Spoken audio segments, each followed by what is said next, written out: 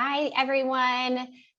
Good morning to our supporters, our board members, our amazing staff members, and stakeholders. We are so excited to have you join us today to learn more about the intersection between our climate and our unhoused neighbors. My name is Jennifer Hart-Dietz, for those that don't know me, and I am the Deputy CEO of PATH. And I'd like to start our discussion by introducing our speaker. Chase Englehart began his nonprofit journey interning as a community organizer, continuing in Washington, D.C. with environmental policy research, strategy development, and community engagement for a policy research organization. After receiving a BA in international politics from UC Santa Cruz, he took his knowledge of program design and evaluation to the Boys and Girls Club, where he managed a volunteer program, a mentoring program for homeless youth, and an environmental education club. So in search of more experience than that in the international arena, Chase moved to South America, where he lived for 3 years. He managed an environmental program in Peru that involved coastal conservation, community gardens, composting, environmental advocacy, and environmental education. As you can see, he's very dedicated to our environment. And in Chile, he worked on an urban farm, an environmental education center, while also serving as a consultant for urban agriculture and community organization for a range of local organizations. Back in LA, once again, Chase now serves as a climate planning and resiliency coordinator for Climate Resolve. A lifelong activist, he has most recently managed hundreds of volunteers in an organization close to our hearts to serve unhoused youth and to fight for more equitable and sustainable housing and urban policies. So I'd like to turn it over now to Chase. We're so excited for you to join us today. Thanks so much, Jennifer. It's really awesome to be here, and just thank you for having me. I'm really excited to get started. Cool. Well, thank you to everyone that's attending. Thank you for being here. We feel free to drop questions in the Q&A, and we'll have some interactive things going on with the slides. So actually, Anne, if you're able to, or I can actually, let's see, panelists and attendees, drop the presentation link in here, because if you're interested, we'll be able to do some activities directly on the slides today. So hopefully that's engaging and not confusing. But if you want to share things, feel free to add them to the Q&A. We can try and engage that way. So without further ado, I will jump into it. Let's see, here we go. So we're going to be talking about homelessness, land use, and climate change. 3 really simple topics that I can breeze through quickly. No, I will try to be expedient because there's a lot we want to cover today. But first and foremost, I wanted to introduce myself and Climate Resolve. You heard a little bit about me. I focus a lot on urban issues in Los Angeles County, so transportation, housing, and anything in between. But Climate Resolve really has a broad range of work. Our mission is to build collaborations to champion equitable climate solutions. So we have programs in implementation as direct as helping install solar panels directly on buildings, or for most recently at the Jackie Robinson Stadium in Compton, they're going to have a complete solar electric system. We also do transportation advocacy. We've worked to help downscale climate data for Los Angeles. So we have a really wide array of work, but one thing that we really try to focus on is making climate change about people. There's a lot of work, important work that shows, how ecosystems and species are affected by the climate, but we think it's also really important for people to understand how climate change is affecting them, and particularly making it a local issue here in Los Angeles. And as we talk about people, it's really imperative that we're thinking about equity and justice. So I like to start all of my presentations with this slide so that we can think a little bit about, where we're coming from in terms of inequality, which is unequal access to opportunities, but then also realizing that equality is evenly distributed tools and assistance in systems that are still unfair. Equity is building custom tools to identify and address inequality, which is some of the work that we do, but the ultimate goal is really justice, which is fixing the system in order to offer equal access and to both tools and opportunities. So when we think about planning, when we think about all the issues that we're touching, we're really aiming to repair systems that have been intentionally designed in racist ways, sexist ways, et cetera. So today we're going to talk about the intersection of climate and homelessness, which can be a bummer, but we're also going to be talking about shared solutions. So that is kind of the benefit, that if we have similar problems, we also have similar solutions, and then how we can take action. The first activity that I wanted to do here, if you go to this slide on the presentation,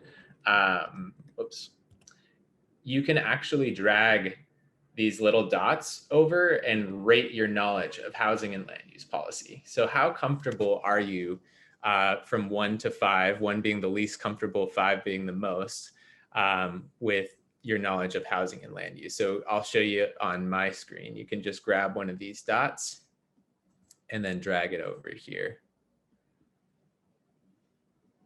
So I'll give everybody a moment to do that. It might take, I see a few, yep, I'm seeing people on this slide. So that's good. We're getting some ratings. Okay, so we've got some people on the higher end, on the lower end, kind of a nice mixed bag today.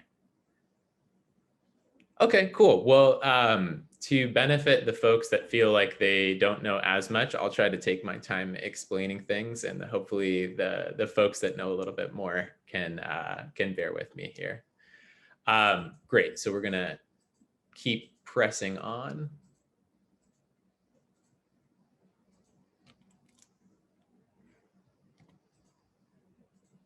Give it a moment. Got that lovely internet just chugging along.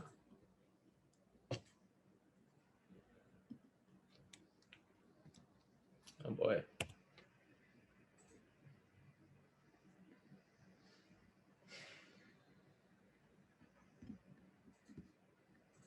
Maybe if I refresh this page. Apologies, everyone.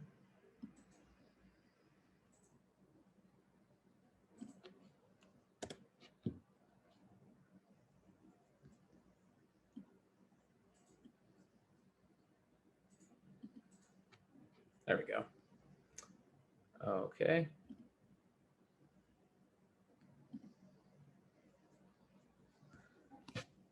So one thing I wanted to start off with is that we're talking about land use and housing policy as it relates to homelessness, but I just wanted to acknowledge that that is one piece of the broader picture.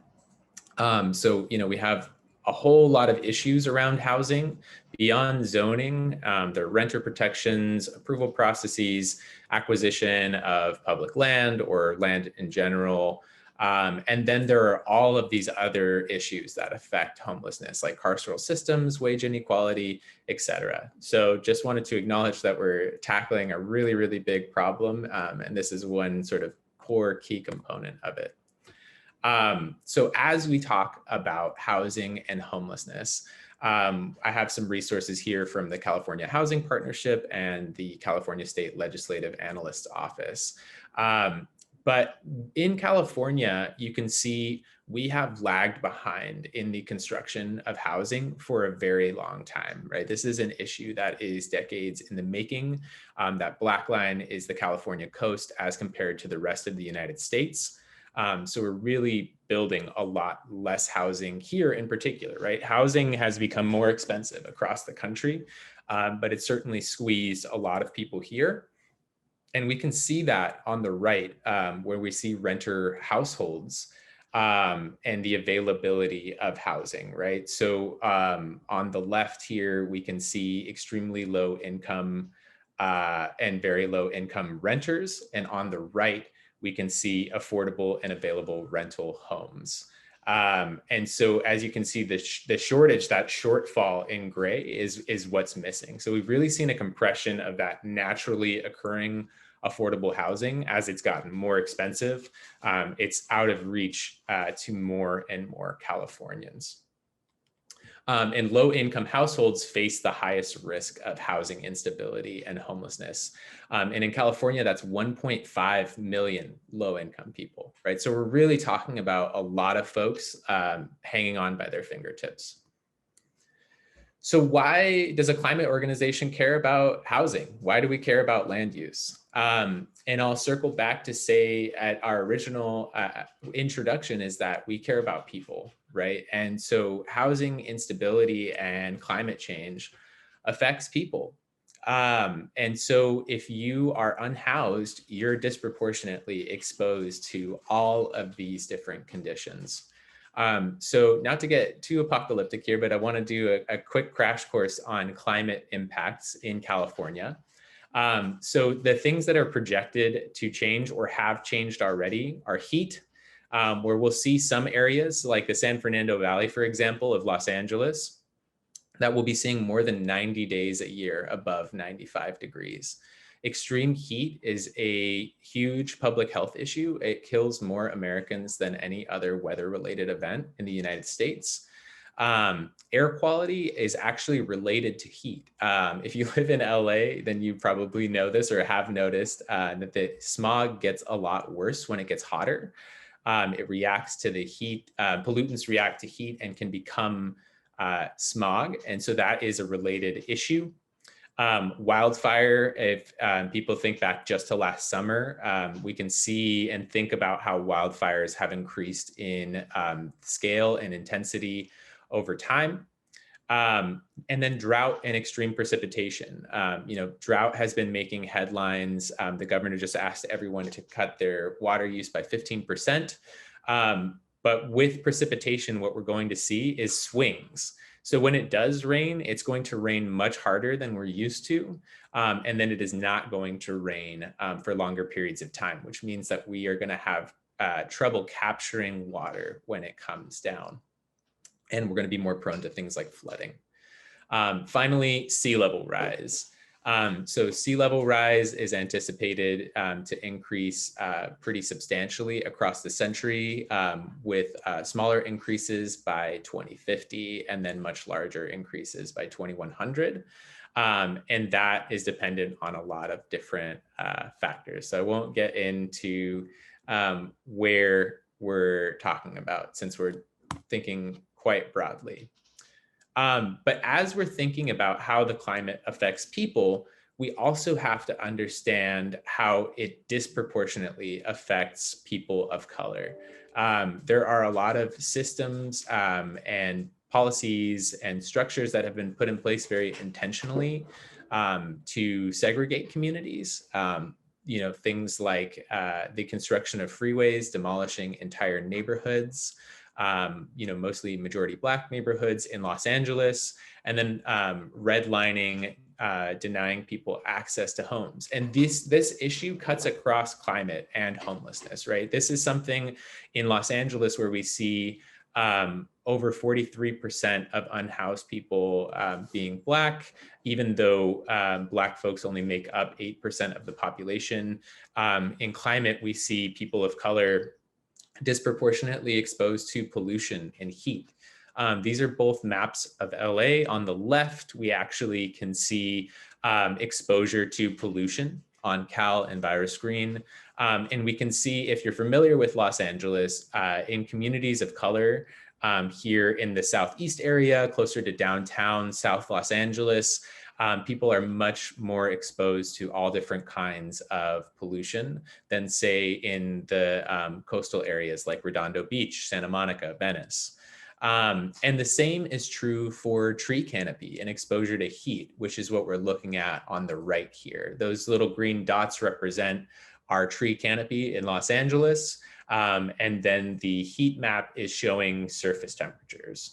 So you can see that you'll see lower surface temperatures and higher concentrations of trees in wealthier, whiter communities in LA, and less trees in communities of color. So not only are people more exposed to pollution, but also what we need to adapt to those things is less available, right? Trees are a crucial component to fighting the urban heat island effect. And really, that's also true of where we place our affordable and permanent supportive housing, right? So this is one of the most important solutions in getting people housed and stabilized. And if you look at the geographic distribution of this, again, this is going to be a little LA centric because this is where we focus, but I do have some slides on the rest of the state. You can see in areas like, Santa Monica and Culver City, neighborhoods like Mar Vista, there is hardly any existing permanent supportive housing or planned permanent supportive housing. And where we're going to see higher pollution and higher heat is where the majority of this type of housing is planned or already constructed. So with that, we're going to do another quick activity. I want y'all to think about, when we think about heat and air quality and wildfire or extreme precipitation or drought, how is that affecting the unhoused population in your experience? I know we have staff and supporters, maybe some volunteers with PATH. If you'd be willing to share some of your experiences on this slide, you can just double click on these different squares here. I have several different slides, so feel free to come down. You can use the stars to agree with something someone said, but yeah, I'd love to hear from your experiences. So access to water is one thing that I have personally had experience with. I've gone out doing outreach to give frozen water bottles to my unhoused neighbors. When it gets really, really hot, I've heard service providers talking about even just taking care of their own staff, having to limit the time that people are exposed to the heat. I've heard about people not being able to access resources. Instability. Inability to avoid high, AQI. So AQI is the air quality index. So if you're unhoused, and you're street-based, you don't have anywhere to go to have, quote unquote, indoor air quality, which is usually, even on a bad air day, substantially better, right? People don't have access to air conditioning. So some of the basic amenities that we use as housed people to adapt to climate change or changes in the weather, you may not have access to. And again, when I mentioned the hospitalizations and deaths that occur with extreme heat, that's where we're really seeing a lot of this. And there's a lot that plays into it as well. When we have a lot of preconceptions about unhoused people, there can be interesting and sad intersections. We heard from service providers through another program that we're doing about how climate impacts the unhoused, that there was an individual who was dehydrated and was looking for help, and someone called the police to say that they were intoxicated. And they were in the process of being arrested when all they needed was some water. So there's a lot of intersections, and that's where this also becomes a climate issue as well, right? We're really focused on how we can protect people from the ways that climate has changed. Heavy rains hurting communities living by the LA River, right? So yes, in Los Angeles, there are people who camp near or even on the banks of the LA River. And as I mentioned, with extreme precipitation, we get rains that come a lot heavier than we expect, and that can wash away tents or make encampments entirely inaccessible to outreach workers. As homeless folks are getting pushed out of downtown, it could see this affecting folks more. Yeah, so the displacement, right, through sweeps of individuals, if we're sweeping people away from areas that are better adapted to the climate that may have more shade, like a park, for example, and we have them go somewhere with more pavement, that pavement can get so hot that it can literally burn your skin. And in the case of wildfire, yeah, it could be more exposure to wildfire smoke, and potentially even direct wildfire danger. Great. Well, I appreciate you all going through this and thinking about this with me. We're going to keep pressing on here. I know we have a lot to cover. So what do you think about when you think about environmental and climate policy? What's the first thing that comes to your mind? I realize that we don't have a chat. So maybe just do this in your mind. Some folks are more involved and might say something that's more related, but oftentimes, right, maybe plastic. We think about sea turtles or polar bears, both of which are important, right? Plastic use is certainly important, and thinking about faraway ecosystems is also important. But that brings me to point out that we're also thinking about the folks in our communities, right? So thinking about people who are vulnerable to heat, like children, having access to cooling resources like splash pads. And so with that, trying to kind of reframe how we think about environmental work, what do we think the biggest source of greenhouse gases is in California? Again, we don't have a chat, so answer in your notebooks. It's actually transportation. So a lot of people will say different things like industry or agriculture. Industry is certainly a huge chunk of that. We're talking about 24% of our emissions, but 41% of all of our emissions come from transportation. 28% of all of the state of California's emissions are just cars, passenger vehicles, the ones that we drive every day. So every single smokestack in the state of California, every single heavy industry combined is less than the emissions of just cars. And so what that says is that we have an opportunity to make a big impact, right? When we think about how we plan our cities, locally, if this is from UC Berkeley, they did an analysis of what local governments can do to address climate change. And based on their sort of local control of different policies, what is the most effective? And urban infill is the second most effective thing that we can do to address climate change. The MT reduction, reducing the amount that we drive, is not far behind. And that has a lot to do with how we're planning our communities. Thanks, Will, for pointing that out. And so when we think about the way that coastal California was planned, it was very horizontal, right? This is a GIF that's showing the urban sprawl of Los Angeles over the decades.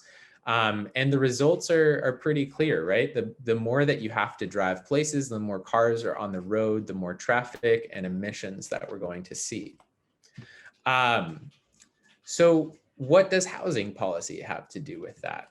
Well, it's all about this concept that we call location efficiency, which is a really fancy way of saying how close you live to jobs or services or the things that you'd like to do. And 44.7 of people unemployed on the west side of Los Angeles. I'm going to use this as an example of a high jobs area with low amounts of housing, make under $40,000 a year. And median rent ranges from $2,100 to $3,000 a month for a one bedroom. So that would be 63 to 90% of your income if you make that much money, and most people are making less than that in terms of the people who are providing all of the sort of critical services in that community. You know, we've talked a lot last year and this year about essential workers. That's who we're talking about. And for transit access, Lower income households drive 25 to 30% fewer miles when living within a half mile of high quality transit, and nearly 50% less when living within a quarter mile.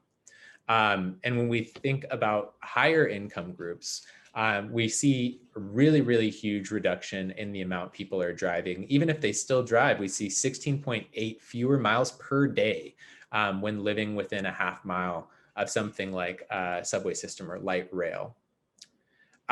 So what do all of those statistics look like on a map?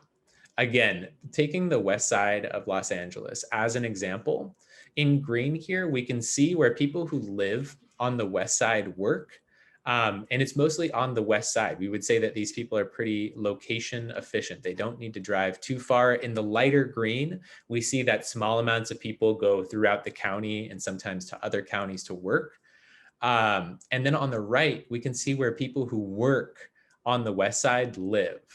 So people who commute into the west side, you see a way higher saturation of folks across the county, and you see much darker areas in more affordable communities like Hawthorne and Torrance, Gardena, Compton, Burbank, right? And so people who commute in on the west side, 13% of the commuters are actually driving over 50 miles to get to work. When you compare that to other parts of LA, it's more like 7 or 8%. So not only is that a huge burden on lower income people to get to places, but it also is a huge burden on our emissions. All right, so we're going to do some planning here to get our heads into what land use is. I know some people had ones or twos on their knowledge of land use. So we're going to try and scale this down to an apartment scale. And looking at these two apartments, normally I would ask people to share what they noticed different, but let's just all do this privately. Look at apartment 1 and apartment 2 and see what's weird about apartment 2. I've intentionally messed it up and done weird things to it. We have 4 bunk beds in one of the bedrooms, and there's a pantry and a toilet in there. The kitchen has a bathtub in it. The patio and the deck, to get there, you need to go through the master bedroom and then a closet, or the bathroom in a closet just to get there. So that's really weird, right? What might that look like in a community? If this apartment was a city, maybe the patio is green space, right? And maybe the 4 bunk beds is a community that has a lot of residents, but is close to a polluting source like a factory. And if you live in that community and you want to access green space, you have to drive all the way across town just to get there. And so that's a lot of the times the way that some of our cities are planned. And so land use is really about location, right? Where we are putting things and the scale at which those things are built. So, again, privately, think about what your community looks like and how there may be similarities or dissimilarities there. Are there things that just don't really make sense once you start to think about it? And so with land use, it sounds like a lot of lines and colors on paper, but it can have really dramatic impacts, right? We see 2 different communities on the left and right. Both of these were planned, but one is, strictly residential, single family homes. And then on the right, we see a sort of mixed use, more downtown kind of area. So we can really plan drastically different communities with different sorts of possibilities. So what are the things that we can use land use for? Quickly on the right here, when we're talking about zoning, that's what that looks like, right? We're trying to decide where things go. So where housing, residential zones can go, how much housing can go there. Spaces like industrial space, heavy and light industrial, open space, public facilities. We're really trying to map out where these things can go, how big they can be, and a lot of other things. So can we use land use to get better access to parks? Definitely. Bring down the cost of housing? Yes.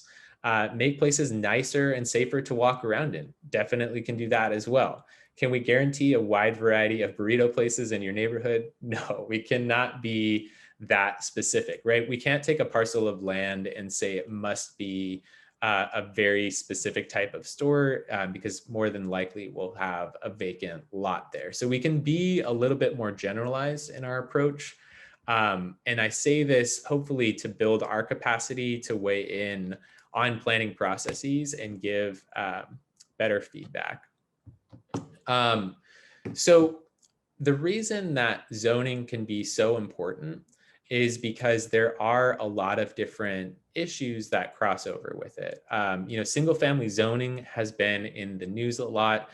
For those of you who don't know what that is, that basically says that anything but a detached single family home cannot be built in a particular area.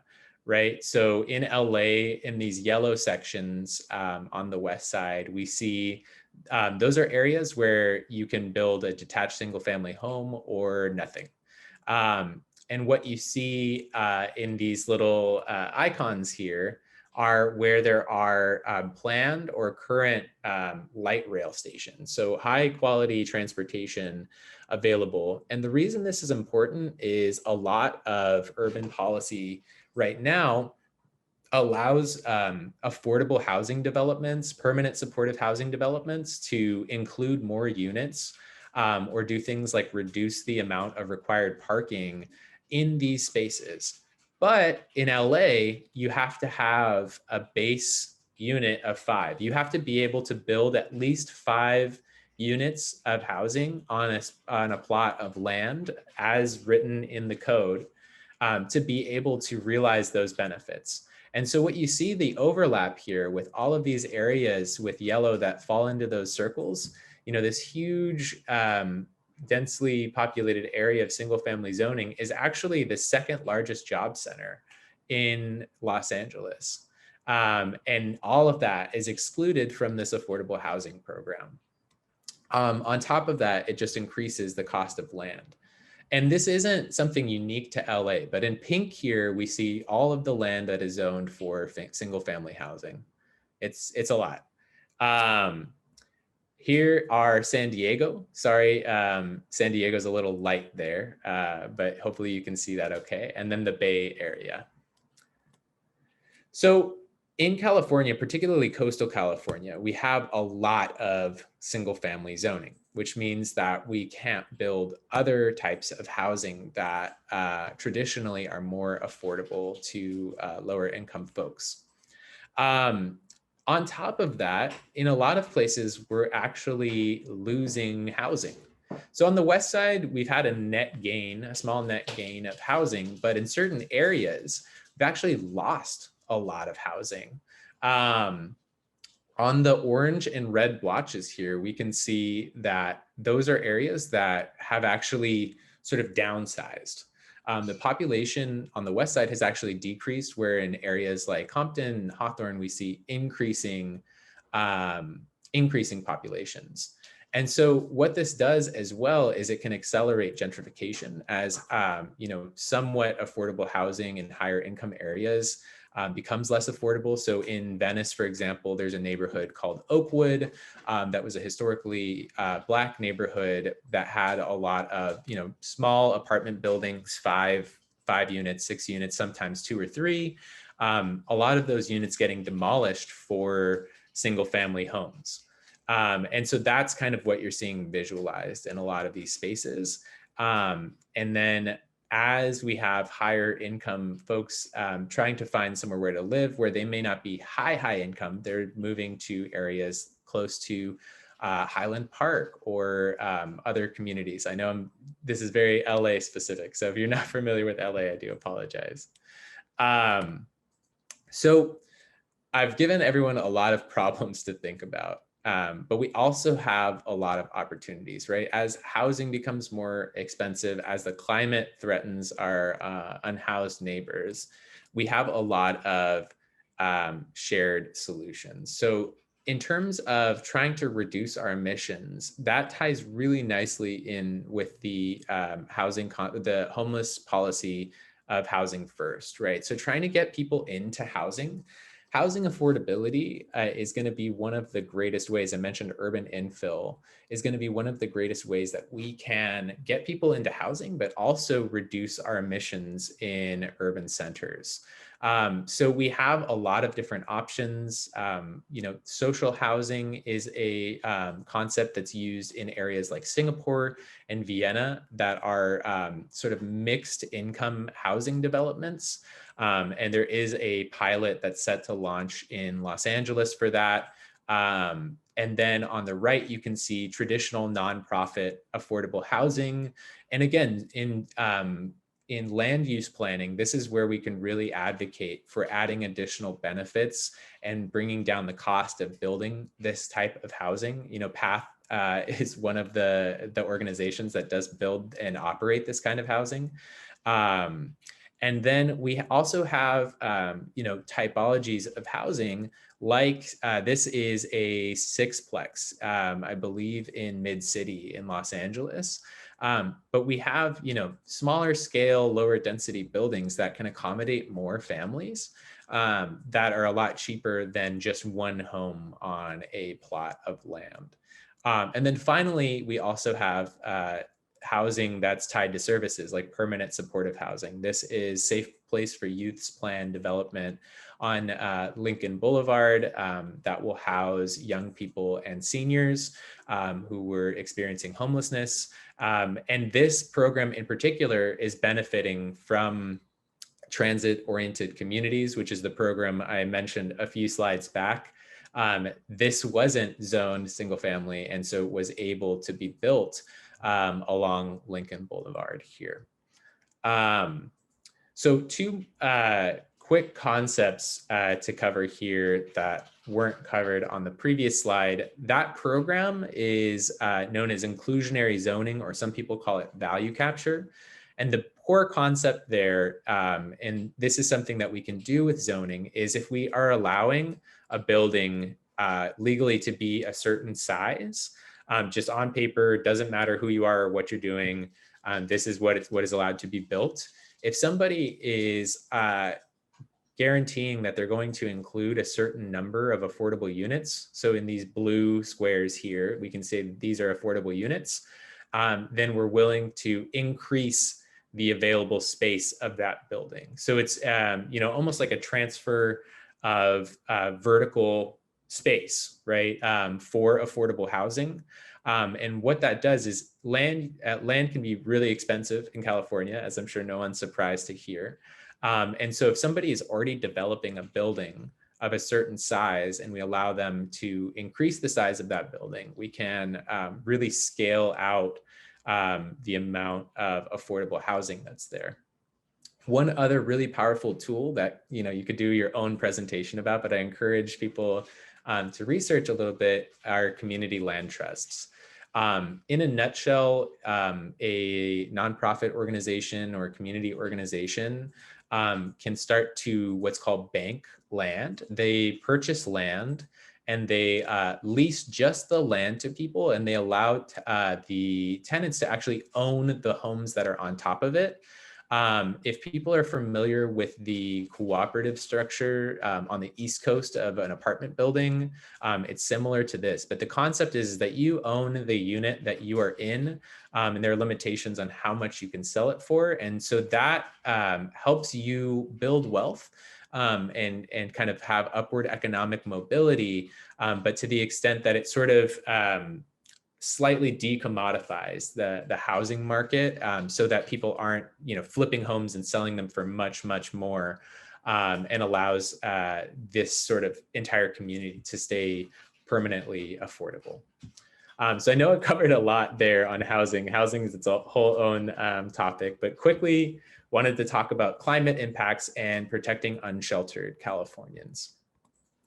So some of the solutions that we have to adapt to climate change are a lot of things that we find in nature, right? So we have greenscaping, shade, and public amenities. On the immediate left here, we can see what's called a bioswale. And this helps increase ground permeability, and we can use these to decrease the risk of flood. We see a drain here, but adding more plant life, especially in kind of like trench shapes, can help retain and permeate water into the ground when we do see heavy rains, which can protect people, especially if they are living on the street.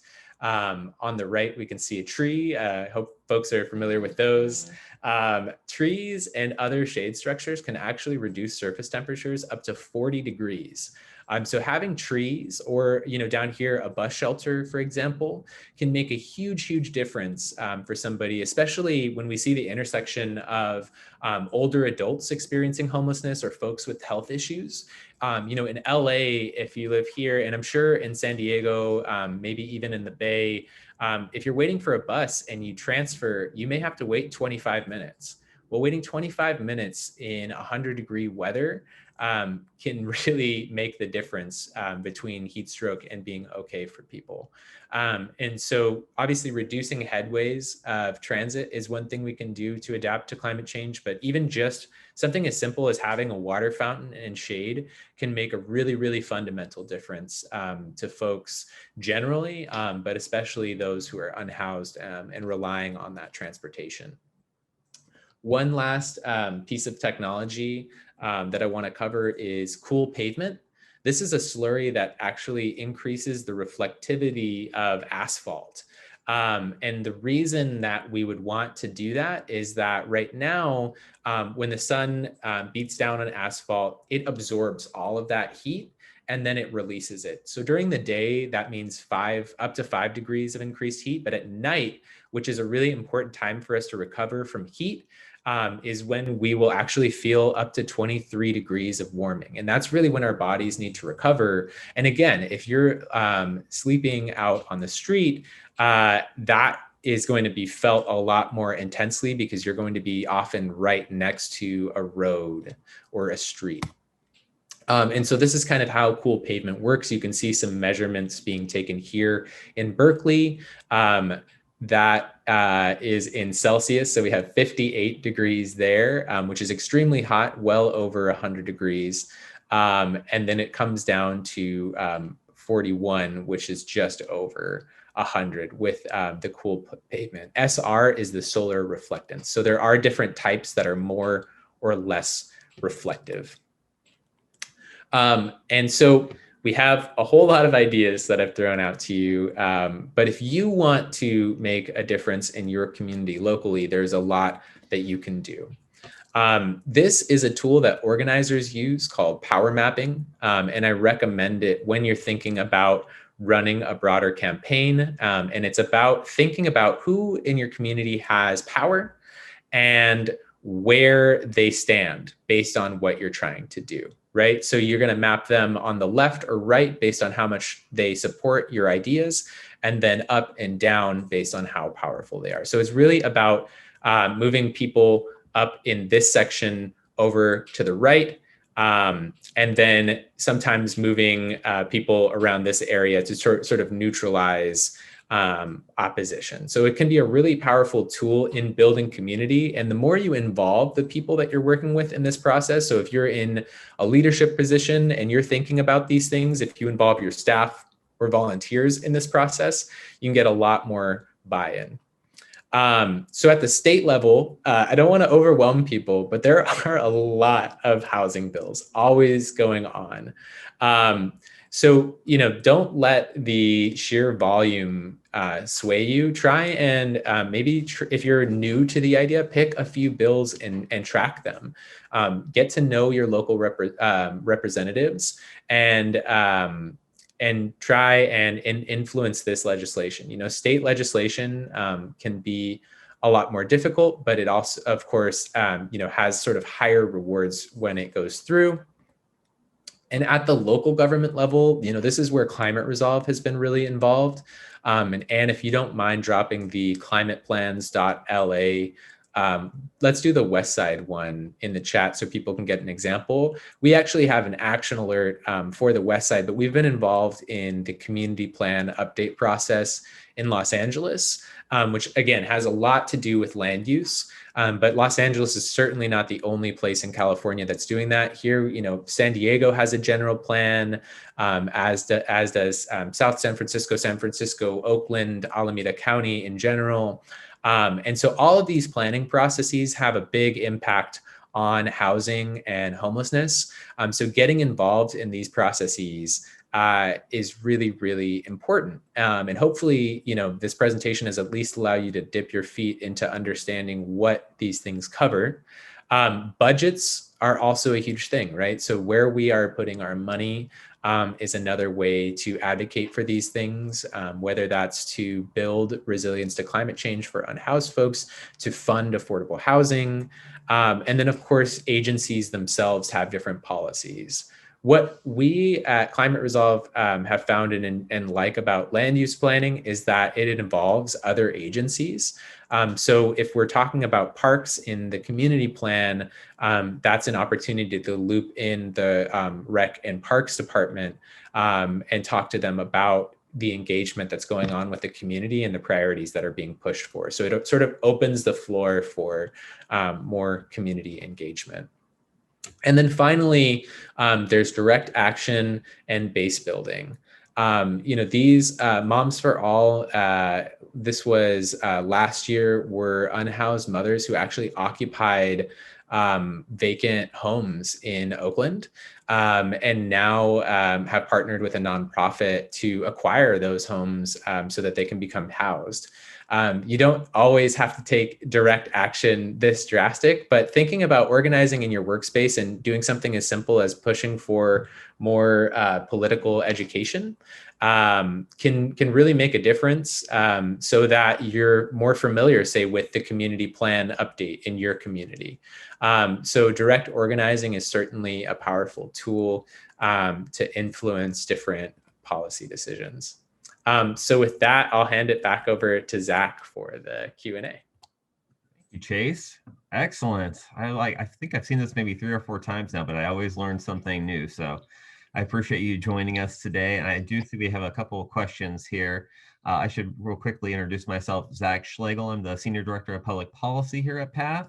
And a lot of those bills you reference on that large chart there are ones that we've been supporting and just trying to increase housing production. So, and actually I should mention today we're doing a big advocacy ask around the federal infrastructure bill, because currently the bipartisan deal that the Biden administration and Congress have agreed upon includes a total of $0 for housing. So we're asking our advocates to call your member of Congress and ask to make sure that affordable housing is included in that package. So I think that's an important takeaway today. But I want to get to the questions.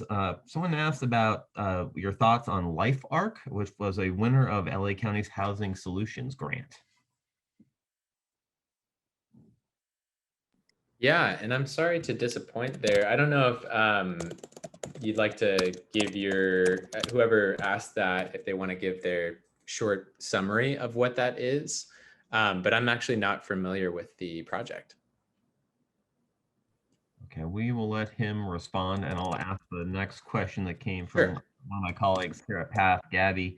She was asking, how do we keep policies consistent despite the changing administration? So obviously there was a big shift from Trump to Biden, and so a lot of different policies there. So do you have any thoughts on how we could make sure that this is still a focus regardless of who is the president? Yeah, absolutely. And I think, the last change in administration really emphasized this point for us. But the last point I said, the direct action and community building is so fundamental, because even when we have an administration that on paper completely agrees with what you're trying to do, implementation is always going to be difficult. In Los Angeles, we saw a measure called Measure J, which is set to dedicate a lot of funding towards housing, that's being sued right now, and successfully. And so it's going to take more than just the community that came together to pass that measure. It's going to take that same community, pushing it forward and implementing those policies. So it's really about building a coalition of people that makes not implementing what you want impossible, right? We want it to be politically impossible. We need to build strong coalitions and have that involvement, not only in asking and demanding policy from policymakers, but also pushing that policy forward. You know, there are policies in the United States or in the state of California that are just deeply entrenched, and it's that kind of community and general sentiment that you want to build around what you're trying to accomplish. Thanks, Chase. I had a question myself, just because I live in one of those single-family neighborhoods that you mentioned. I live in San Diego, and a lot of the challenges are the same here, as you mentioned, like also in LA. How do I, like, as a person that lives in the neighborhood here, how do I advocate for policies that include more inclusionary zoning and just kind of beefing up that part of zoning and making sure that we have, a more diverse neighborhood? Yeah, so I think the first thing that you can do is talk about the issues with people that you know. If you can't convince your uncle at a barbecue that this is a good idea, it's hard to say that you'll be able to convince a complete stranger. And so I think practicing with people that you're close to, and even just moving the bar for people who may not be like opposed to a certain idea, but may also not care deeply about it. Practicing getting people from that point to the next is really good practice, because really it's about raising the volume on the issue, right? You can go and you can definitely talk to elected officials. You can learn who your council member is, or aldermen in some communities. Learn who the decision makers are. Ask to meet with them. But really, the more people you have in a room saying the same thing, the more impact you're going to have. Okay, it looks like we also have a question from Brandon in the chat. It says, I used to be an intelligence analyst in the Navy prior to social work. Taking into consideration of climate change, how are we going to deal with migration patterns into the West? Also, is there a conversation with how many houseless humans are coming into California due to lack of resources, care, compassion from other states? Yeah, this is a really, really huge issue with a lot of scholarship. I'm certainly not an expert in climate migration. I have studied it to some degree. What we'll see is, for example, in Central America, we'll see an entire drying out of agriculture there, right? So food production there will plummet, and people will need a place to go. But what we do have on our side is a little bit of time, right, to plan. And trying to think about intelligently placing housing opportunities so that people have somewhere to go, and really framing housing as a good and an opportunity, I think is a way that we can accommodate different populations.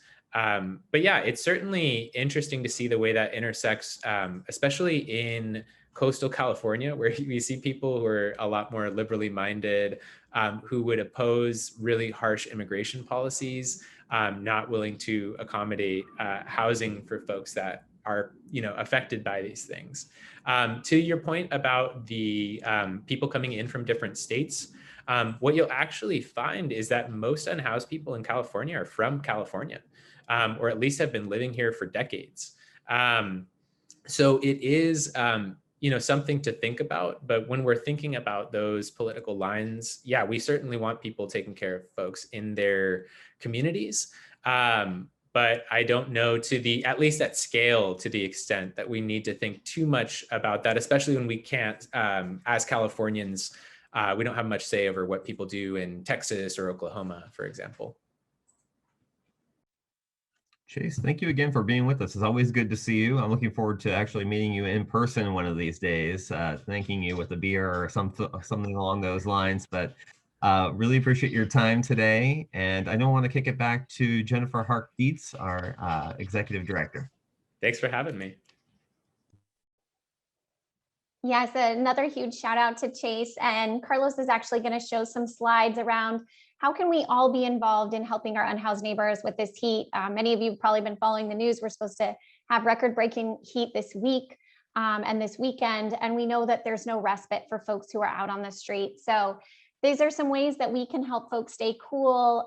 We can encourage our community members, whether we're part of faith groups or coalitions, to donate Gatorade, water, sunscreen, lip balm, snacks, hats. And I want to also thank our community affairs teams throughout the region who are willing to accept these donations on the next slide. A huge shout out to them. So, we have to remember, as we may be, looking at cool indoors, we really do have thousands of unhoused neighbors who don't have that opportunity. So another huge shout out to Chase, and thank you all so much for joining us today to learn more. Look forward to connecting with all of you soon. Thanks again.